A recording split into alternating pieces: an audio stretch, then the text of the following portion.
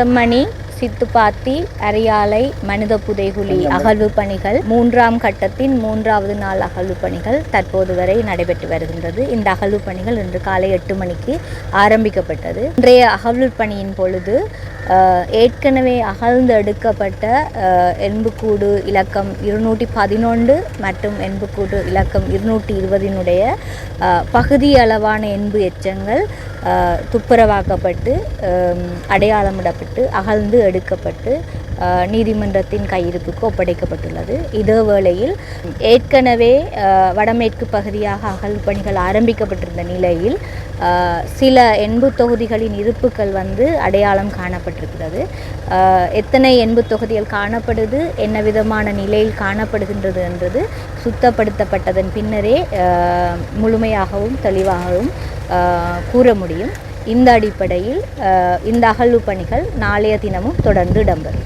ஏற்கனவே கொடுக்கப்பட்ட ஆர்கியோலஜி ஆய்வு அறிக்கையின்படி இந்த அகழ்வு 1.5 அடியிலிருந்து 2 அடி ஆழமான இடத்துல தான் இதுவரை காலமும் அகழ்ந்தெடுக்கப்பட்ட 239 மனித எண்பு தொகுதிகளும் அடையாளம் காணப்பட்டது.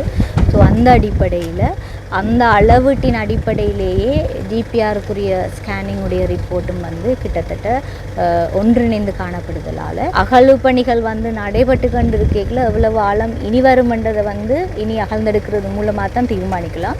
ஆனால் இதுவரை காலமும் அகழ்ந்தெடுக்கப்பட்ட நிலத்தினுடைய ஆழத்தை பார்த்தா 1.5 அடியிலிருந்து 2 அடி மட்டுமான ஆழத்திலிருந்து தான் சகல எலும்பு கூடுகளும் அடையாளம் காணப்பட்டு அகழ்ந்தெடுக்கப்பட்டுள்ளது. ஜிபிஆர் ஸ்கேன் பரிசோதனை செய்யப்படையிலேயே சொன்னது பகுதியளவான ஒரு தெரிவு செய்யப்பட்ட பகுதி தான் அந்த ஸ்கேனிங்குக்குரிய பரிசோதனைக்கு உட்படுத்தப்பட்டது. ஸோ இந்த பரிசோதனைக்கு உட்படுத்தப்பட்ட பகுதிகளில் அகழ்வு பணியை செய்கிறதோட அதிலிருந்து அடுத்த கட்டத்துக்கு முழுமையாக இல்லை என்றதை உறுதிப்படுத்துறதுக்கு திருப்பி ஒரு ஜிபிஆர் ஸ்கேனிங் செய்ய வேண்டிய ஒரு நிலை ஏற்படும். இதை தொடர வேணுமா இல்லையாண்டது இந்த ஸ்கேன் பரிசோதனையில் அடையாளப்படுத்தப்பட்ட இடங்கள் அகழ்ந்து எடுத்ததுக்கு பிறகுதான் செய்கிற ஸ்கேனிங் பரிசோதனையில் தீர்மானம் எடுக்க முடியும். அதில் ஒரு வித்தியாசமான மண் படுக்கையினுடைய நிறம் இருக்குது, அது கருப்பு கலராக இருந்தது.